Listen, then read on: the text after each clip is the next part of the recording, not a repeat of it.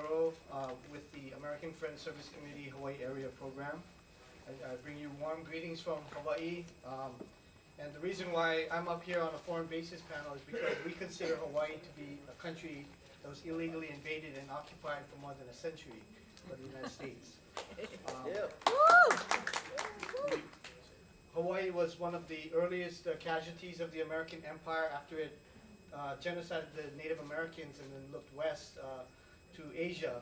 And we were one of the prototypes of the policy of regime change that has been recurring all the way up to the invasion of Iraq.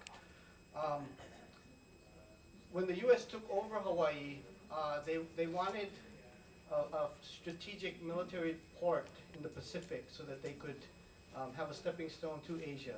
And what they seized upon was Ke'awalau o Pu'uloa, which is the true name for what we now call Pearl Harbor. But the Hawaiians had a different use for this place. This was the food basket for Oahu Island. They had a very sophisticated aquaculture and agricultural system that fed the island of Oahu. So what was once a life-giving treasure has now been transformed into the place where wars come from. And it is also a giant toxic Superfund site with over 748 known contaminated sites. You can't eat the fish, you can't eat the crabs or anything anymore. So this is the tragedy of what's been happening. And Pearl Harbor has also been transformed into this perpetual symbol of this myth of redemptive war and militarism for America. That somehow that through more militarization there's peace and security.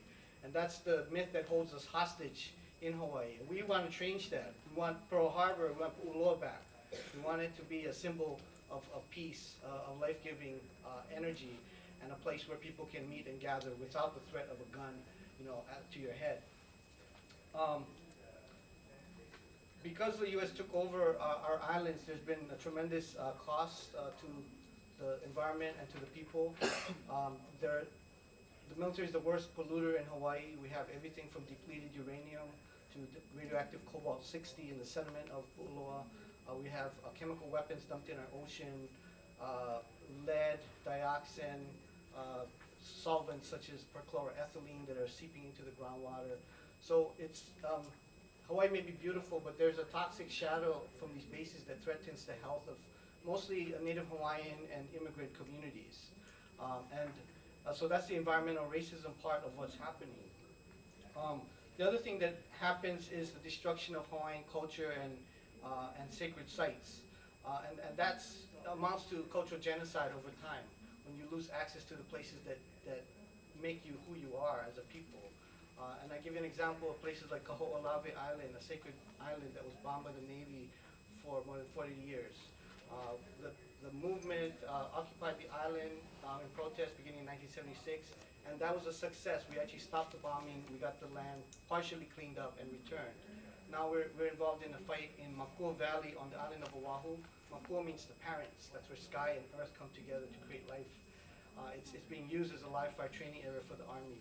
We've held them off for 5 years through protests and legal action, but they want to resume training, and so we're going to have to ramp up our protests again. But the other thing that happens with the military in Hawaii is that we become simultaneously a victim or casualty of the empire and an accomplice in the building of empire. Because now that Hawaii is a major military base, we've been pivotal in the expansion of American power in the Pacific. From the Spanish-American War, the U.S. defeated Spain and acquired colonies in the Philippines, in Guam, in the Caribbean, and also after World War II, it thrust the U.S. into the status of superpower. So I think that we have to pay attention. One point I want to make is to please pay attention and support the struggles in the small island places, because the U.S. has a plan to rule the planet from these strategic island locations: Diego Garcia, Guam, Okinawa, Hawaii. These are all places where they can control the population without much trouble.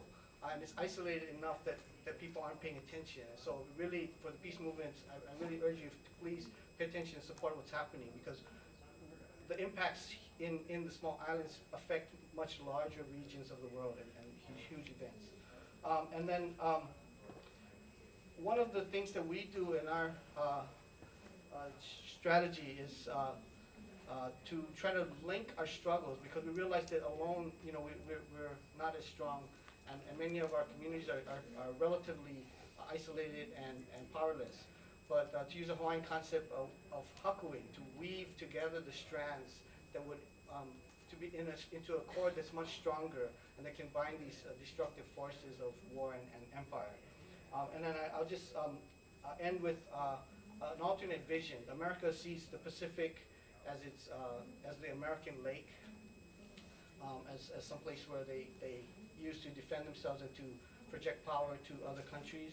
I think the people of the Pacific have a different vision of Kamoana Nui, the great Pacific Ocean that unites us, and that is united through human solidarity rather than hegemony. So that's the vision that we're striving for, and it's really an honor to be here with all of you in this panel. It's very inspiring to be part of this movement. Thank you.